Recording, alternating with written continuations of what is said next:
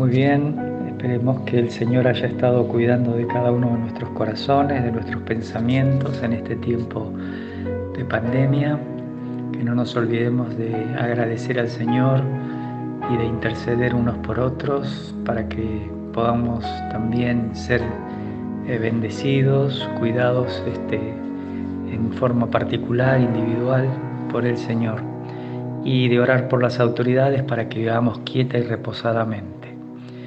Bueno, entramos a 1 Corintios, al tema que nos toca hoy, pero siempre, como les digo, en este slide les recuerdo el bosquejo simple, los 4 puntos con los que Pablo escribió esto que nosotros estamos viendo, que es el capítulo 15. Pero los 4 puntos eran que él saluda en la carta con Sóstenes a los hermanos de Corinto. Hay una parte gruesa, importante, del capítulo 1 al capítulo 6, que es la reprensión, porque fue informado Pablo de los pecados que había en la iglesia en cuanto a divisiones, a la falta de disciplina de unos hermanos en inmoralidad, las disputas que tenían estos creyentes en las cortes y en vez de resolverlo entre creyentes, y aún cuando no tenían una solución entre dos hermanos, llevándolo a la iglesia que era la que tenía que ayudarles. Ese es el mensaje de Mateo 18. Cuando uno mira que también había mucha depravación, el mundo estaba ingresando a la iglesia, se da cuenta que Pablo obviamente quiere corregir rápido eso. Pero la tercera parte, donde están las instrucciones, fue respuestas a preguntas que le mandaron los líderes de la iglesia de Corinto.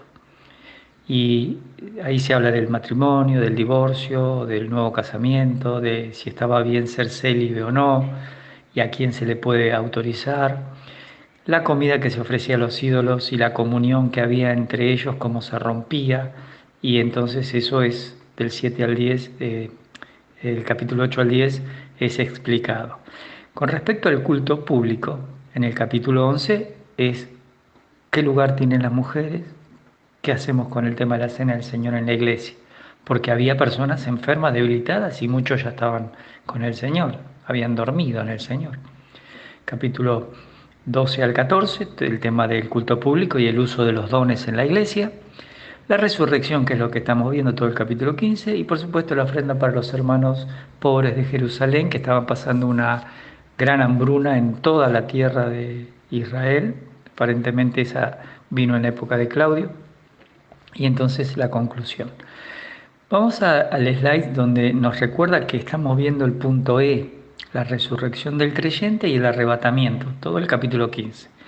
Aquí tenemos 3 puntos interesantes en los cuales dividimos el capítulo para estudiarlo mejor. Del 1 al 34, el creyente y las pruebas fehacientes de su resurrección. Del 35 al 49 es el creyente y el proceso de su resurrección. Y finalmente, del 50 al 58, el creyente y el programa divino total de la resurrección, recordando que cuando se habla de creyente se habla de la primera resurrección. No mezclemos las resurrecciones. Esta es la primera parte de las resurrecciones. Pasando al slide siguiente, donde vimos del 1 al 34, nosotros vimos 4 subpuntos que del capítulo 15, del 1 al 11, la historia confirmaba que es una prueba de la resurrección, la historia. El segundo punto, del 12 al 19, la conversión que tenían los corintios al Señor Jesucristo, cuando predicó Pablo, confirmaba eso, porque el mensaje contenía crucifixión y resurrección. Ahora, estamos terminando de ver que la doctrina apostólica confirma eso, y el punto que nos queda es el 29, relacionado precisamente con el bautismo. Y finalmente vamos a ver hoy la experiencia apostólica, que también es una confirmación de que existe la resurrección en la vida de Pablo. Cuando ingresamos a los versículos 20 al 29, que es el punto C de esto que estábamos viendo del 1 al 34, ahí vimos 4 temas, que hay un contraste entre el primer Adán y el postrer Adán, Cristo. Vimos la tipología de la fiesta de las primicias para darnos una idea de que todo lo que el Señor Jesucristo había hecho tenía un trasfondo judío. Y la semana pasada estuvimos viendo el reino futuro, del 24 al 28. pero nos quedó el bautismo de los creyentes, que es el tema que quiero que veamos ahora. Así que en el slide siguiente, el bautismo de los creyentes, ponemos el versículo 29. De otro modo, ¿qué harán los que se bautizan por los muertos si en ninguna manera los muertos resucitan? ¿Por qué, pues, se bautizan por los muertos? Bueno, ahí le puse dos interesantes puntos. Scofield y también Ryrie y otros comentaristas ponen una nota en sus Biblias donde explican que este bautismo era una práctica donde los creyentes, cuando moría alguien por la persecución, otro creyente tomaba ese lugar de ese que había muerto en el servicio y ocupaba ese lugar, digamos, como un seguidor, y ellos tomaban como que esto era una práctica de bautismo. Pero la verdad es que no hay documentación de esa práctica. Y eso no condice con el tema que está respondiendo Pablo en el contexto, porque está hablando de la resurrección versus lo que no hay resurrección. Y eso le mandaron por escrito, así que tenemos que entender que hay algo que no está claro en esta traducción. En el slide siguiente les quiero contar lo que dice en griego, para que ustedes noten, aquellos que conocen, que hay puntuaciones. Los griegos tenían 4 tipos de puntuaciones y el punto y coma era una pregunta. A veces era simplemente, para nosotros no es una pregunta. Ellos ponían el signo de pregunta al final, como hacen en inglés. Nosotros nos acostumbramos al principio de la oración y al final. Pero eso es solo para mostrarles algo que les quiero explicar. En este slide les muestro 2 puntos. Primero, recuerden que en los manuscritos originales, MSS, cuando lo vean por allí escrito, quiere decir manuscritos, que también se han llamado autógrafos, no existían los signos de puntuación. Los originales no lo obtenían. De hecho, no hay. Cuando uno mira uno de esos manuscritos muy antiguos del siglo II, III, IV, V, VI, no tienen puntuación. ¿Cuándo se desarrolla esto que tenemos de capítulos y versículos? Bueno, entre el año 1226 y el año 1560 de nuestra era o después de Cristo. Vamos a mirar en el siguiente slide cómo es la historia de la división en capítulos y versículos. Entre los sistemas que aparecieron entre los judíos, se los llamaba Sedarim, Perashiyot o Pesukim, como entre los cristianos, en este caso, los que ya estaban prácticamente ingresando a lo que iba a ser el movimiento de la Iglesia Católica. No había mucha división, pero Eusebio de Cesarea, recién en 1162, que empieza a aparecer una división en unas secciones en los evangelios. Mirando a la siguiente les muestro de dónde sale esto. Había un hombre llamado Esteban Langton que era arzobispo en Canterbury. Recuerden que todavía el catolicismo tenía un gran predominio sobre todos estos lugares. No estamos hablando de protestantes, porque recién van a venir unos 200 años después. Él hizo esa división del Antiguo Testamento y del Nuevo en capítulos, pero sobre el texto latino de la Vulgata que había hecho San Jerónimo. Y de esa Vulgata pasó al texto de la Biblia hebrea y también al griego del Nuevo Testamento. Y a la versión griega del Antiguo Testamento, que acuérdense que la versión griega había sido hecha 250 años antes de Cristo, cuando Alejandro Magno pidió que se haga una traducción de lo que era el Tanaj, o Biblia hebrea, hacia el griego. Y lo hicieron más de 70 sabios judíos.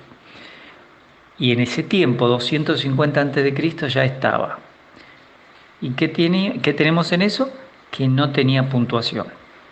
En el año 1226, la gente que se dedicaba a editar libros en París introduce en esas divisiones por capítulos al texto bíblico y así aparece lo que se conoce como la Biblia parisina. Y desde entonces esa división se hizo universal, fue pasada a todos los grupos.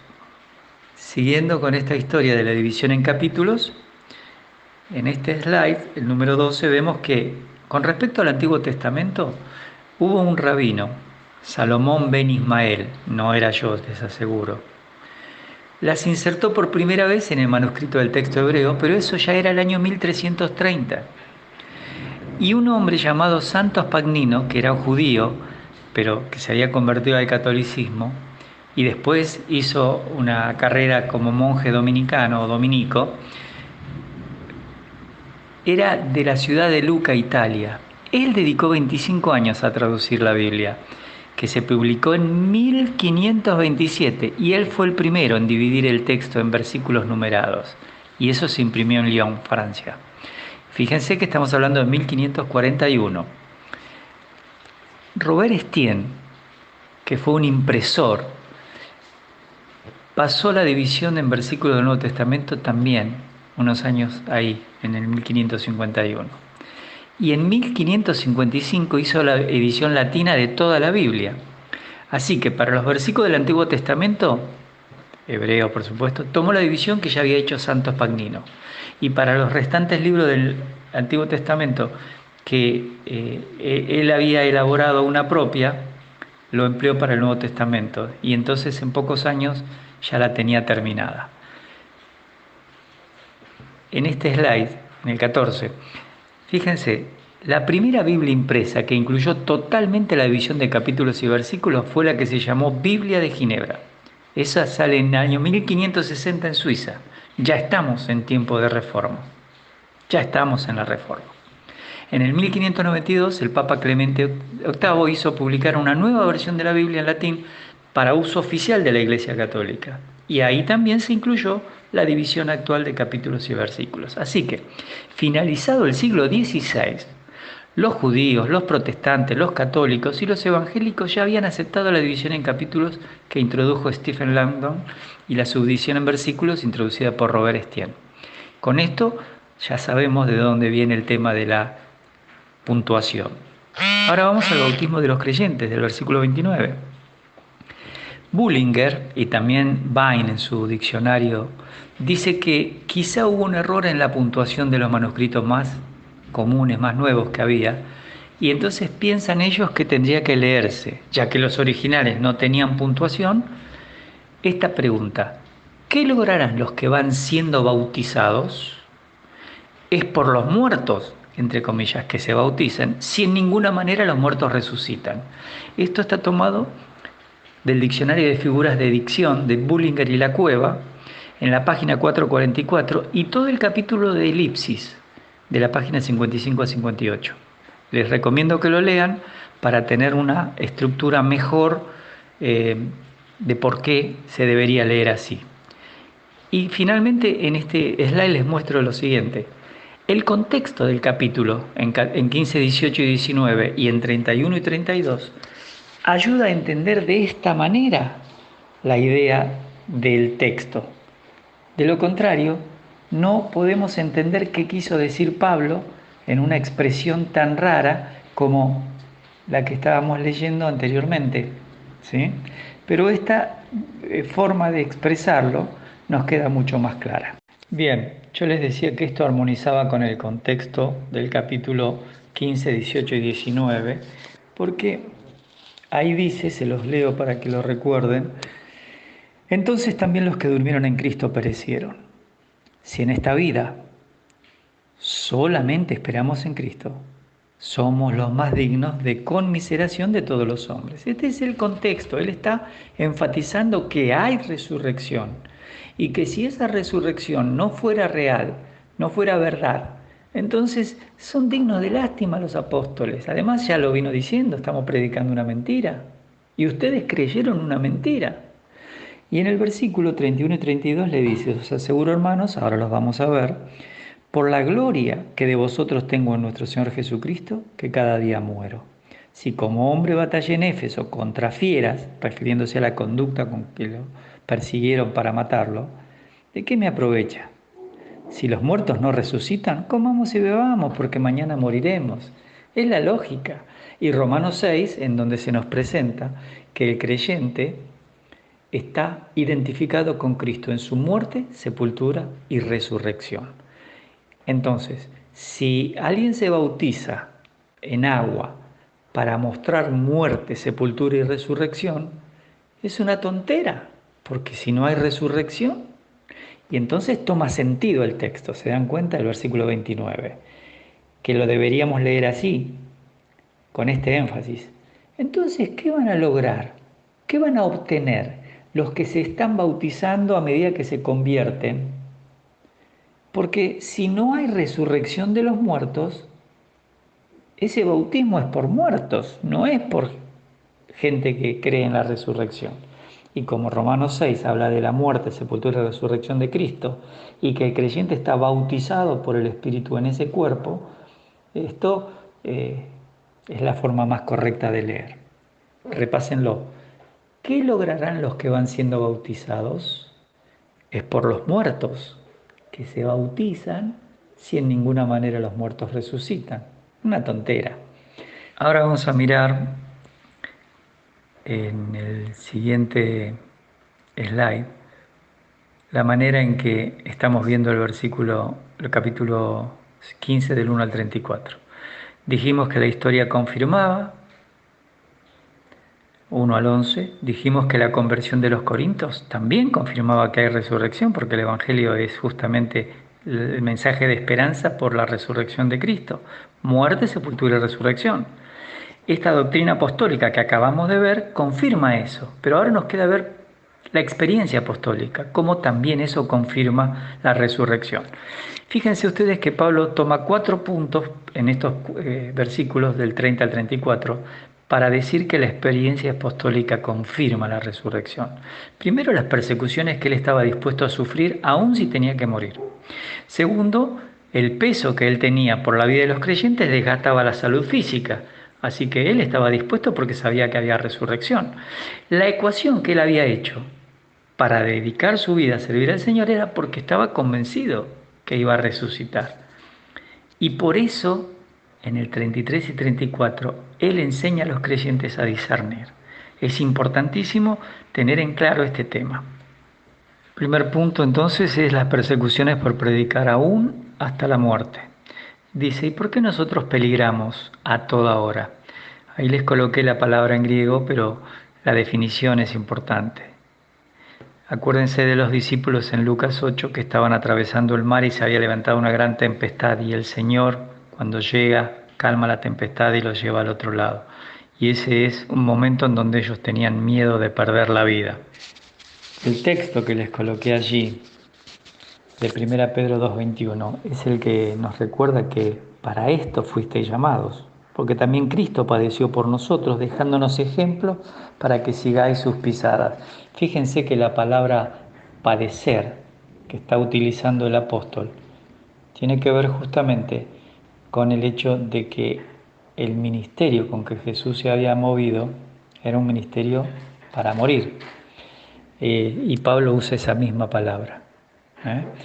Cuando uno lee la resurrección de Lázaro en Juan 11:25, el Señor le dijo, yo soy la resurrección y la vida, el que cree en mí aunque esté muerto vivirá. Y esa es la misma palabra, cada día muero.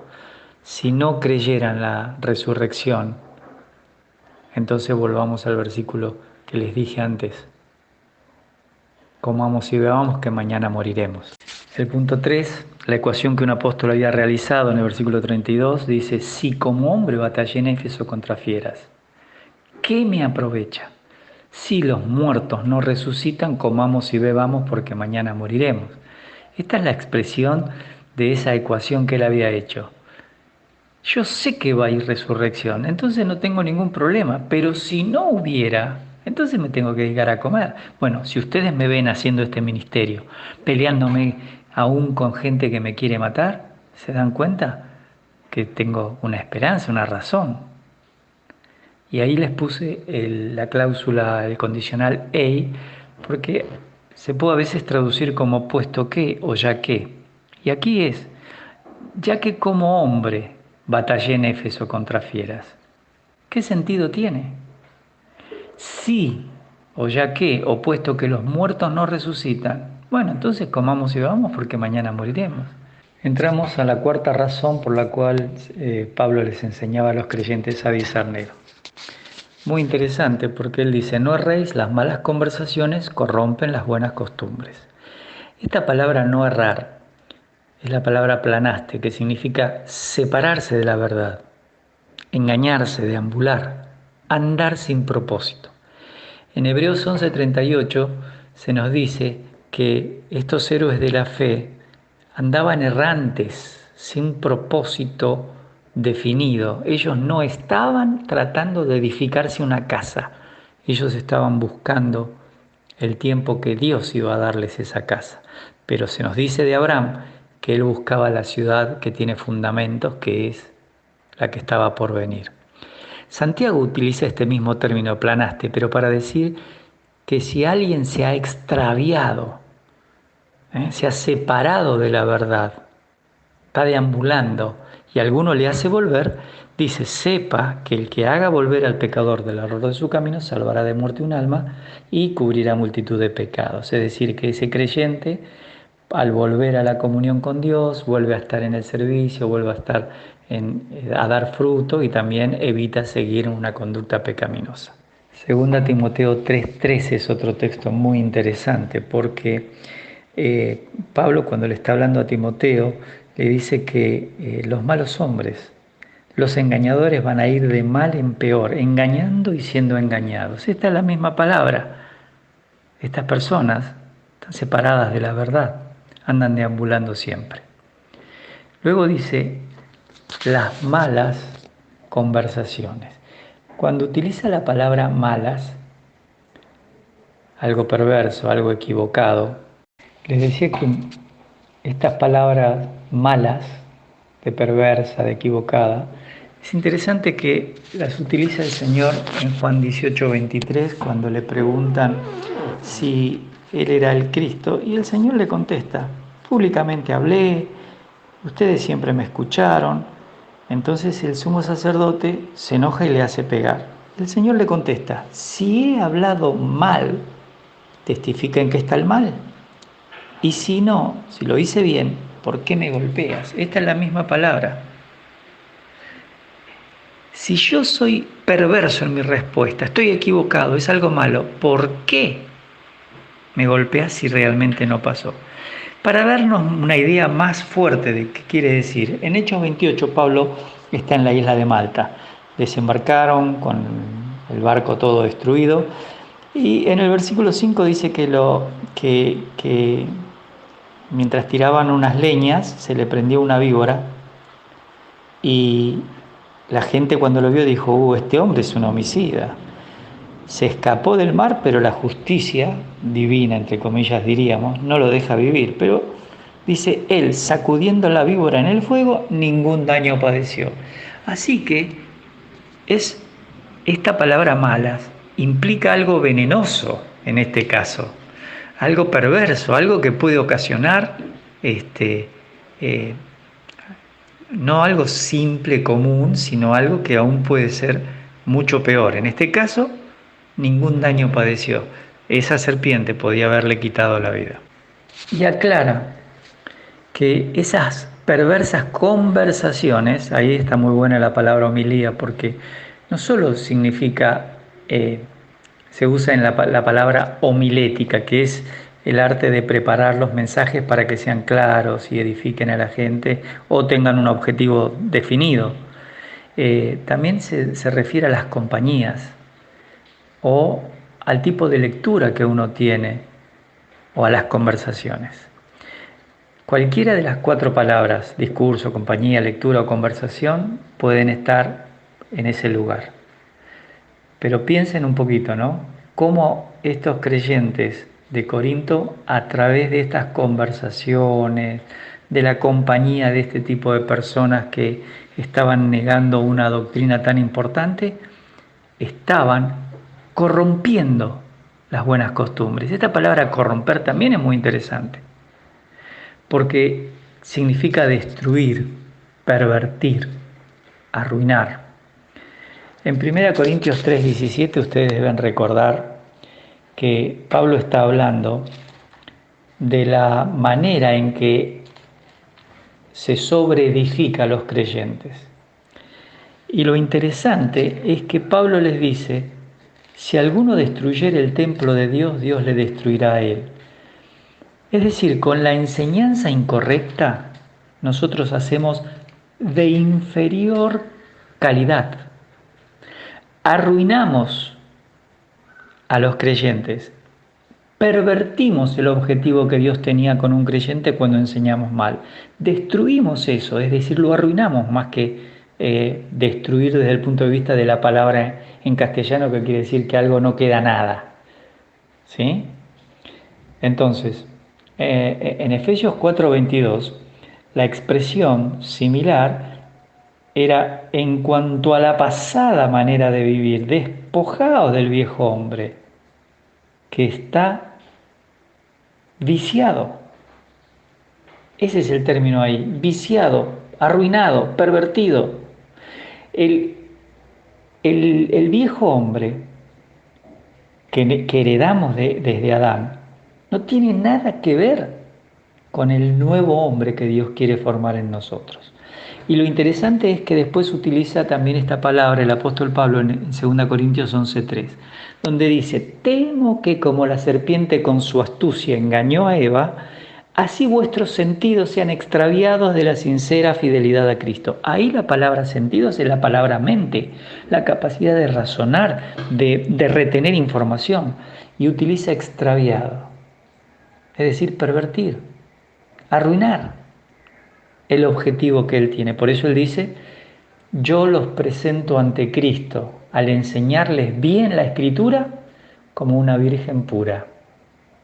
Pero temo que como Satanás, que su objetivo es extraviar la forma de pensar correcta, así ustedes, con esa forma incorrecta de pensar, perviertan, arruinen la sincera fidelidad a Cristo en sus mentes. Interesante. Este tema termina con la palabra o la frase buenas costumbres. Estamos